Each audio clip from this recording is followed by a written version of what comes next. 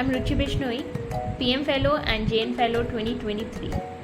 Today, in this video, we are going to discuss about Prime Minister Fellowship for Doctoral Research, and we will discuss about what is PM Fellowship, what are the eligibility criteria, how we can apply for the form, and what are the selection procedures. So, before diving in, please like, subscribe, and share my video. SERB Science Engineering and research board plus CII confederation of Indian industries इन्होंने एक public private partnership model बनाया जिसे हम सब जानते हैं prime minister fellowship for doctoral research. ये 2012 में स्टार्ट हुआ था और 2014 से ये अपनी पहली लिस्ट बनाता है। ये साल में 2 बार लिस्ट निकालता है। ओके वैसे कभी कभी एक बार भी निकालता है, लेकिन जनरली इन्होंने अभी 2 साल मतलब साल में 2 बार निकालना स्टार्ट किया है। इसके अंदर PhD स्कॉलर को 80,000 रुपीज़ या फिर कह सकते हैं 11 लाख पर एनम 5 ईयर्स के लिए दिया जाता है। 50% कॉन्ट्रीब्यूशन तो आता है सेंट्रल गवर्नमेंट से, CII से, एंड 50% जो है वो आपको मिलता है कंपनी से, जो कि इंडस्ट्री पार्टनर है।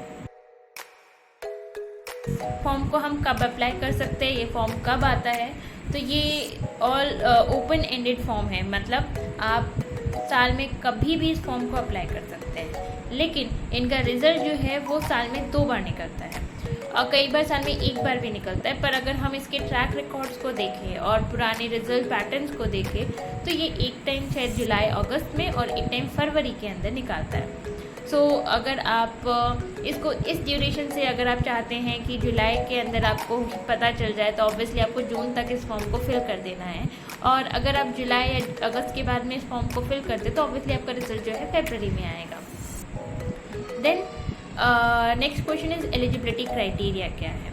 एलिजिबिलिटी क्राइटेरिया बहुत ही सिंपल है। इसके अंदर कोई भी PhD स्कॉलर जो कि science, engineering, medical, biotechnology and agriculture जैसी फील्ड में वर्क कर रहा है वो इसमें एलिजिबल है।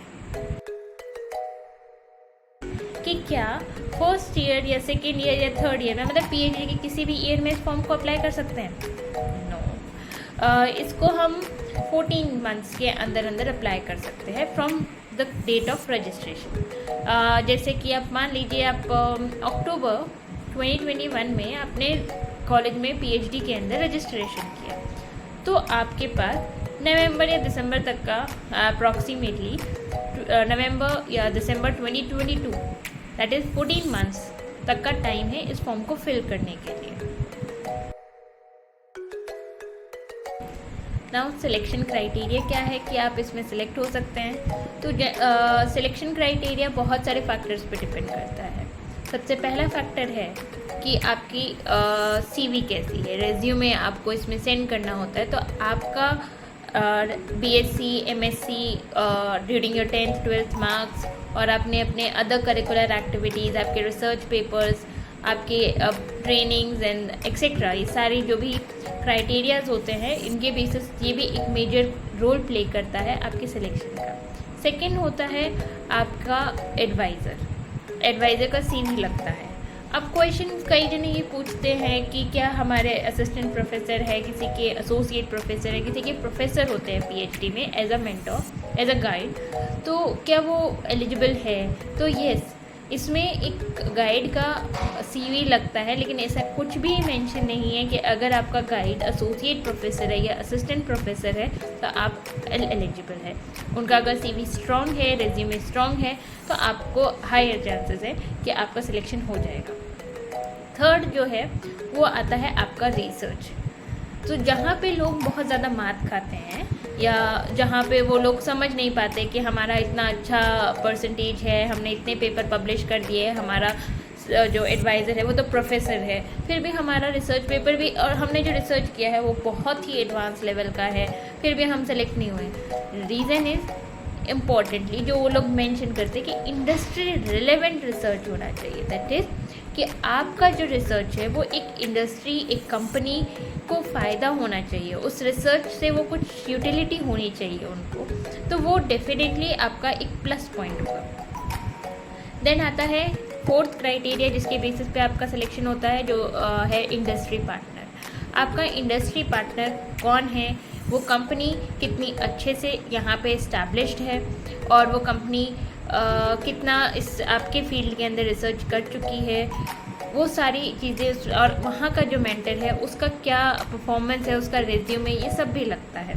तो मतलब एक तरीके से इसमें सभी रिसर्च के अलावा एक इंडस्ट्री पार्टनर का रोल, एक गाइड का रोल और आपका सीवी बहुत इम्पोर्टेंट है। हाउ टू अप्लाई, SERB ने 2 साइट्स दी हैं जिसके अंदर आप अप्लाई कर सकते हैं। एक तो CII की है खुद की और दूसरी FICCI FICCI की। आप दोनों में से किसी भी साइट से अप्लाई कर सकते हैं। देयर इज़ नो प्रॉब्लम कि आपको कौन सी साइट से अप्लाई नहीं करना चाहिए या कहाँ प्रोबेबिलिटी होनी चाहिए, ऐसा कोई प्रॉब्लम नहीं है।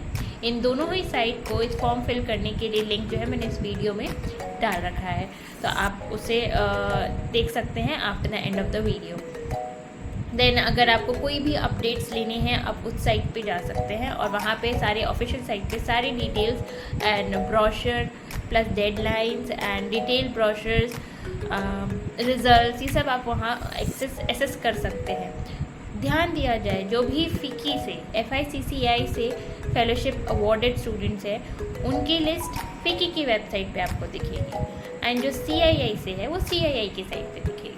और अप्लाई करते टाइम पे पहले आपको रजिस्ट्रेशन करना है, लॉगिन बनाना है। लॉगिन से आप लॉगिन करने के बाद वहाँ पे एक फुल लिस्ट आएगी कौन कौन से डॉक्यूमेंट्स आपको अपलोड करने हैं और कैसे कैसे फॉर्म फिल करना है, वो सारी डिटेल्स उसमें दी हुई होगी जो कि वेरी ही कंपैटिबल मोड में है। अगर आपको कहीं भी डाउट आता है तो हम नेक्स्ट वीडियो में ऑब्वियसली इसके ऊपर भी डिस्कस करेंगे, लेकिन in sense for technical issues तो मैंने उनके भी contact mail IDs and information इस वीडियो में शेयर किया है, आप उसे एक्सेस कर सकते हैं।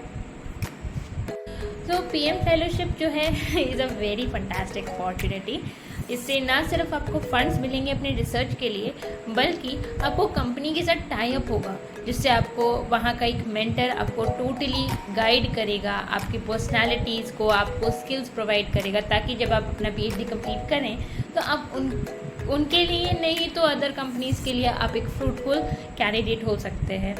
प्लस आप जो है एक एक्चुअल जो रियल लाइफ सिचुएशंस होती हैं वो आप डील करेंगे, क्योंकि आपको ऑब्वियसली रिसर्च के साथ साथ अगर वो कंपनी फंड्स प्रोवाइड कर रही है तो हो सकता है कि वो आपको अपने रिसर्च रिलेटेड वर्क जो है वो आपको कंपनी के साथ भी करना पड़े, कंपनी के लिए भी करना पड़े और कंपनी में भी करना पड़े। तो इससे आप घबराइए नहीं, ये एक तरीके से आपको स्किल्स प्रोवाइड करने के लिए है और आपको एक स्किल्स मिल सकती है और हो सकता है कि अगर आपने अच्छा परफॉर्म किया तो उसी कंपनी में आपको जॉब भी मिल जाए। सो इट्स लाइक एक के साथ एक free. Thank you for today and see you soon.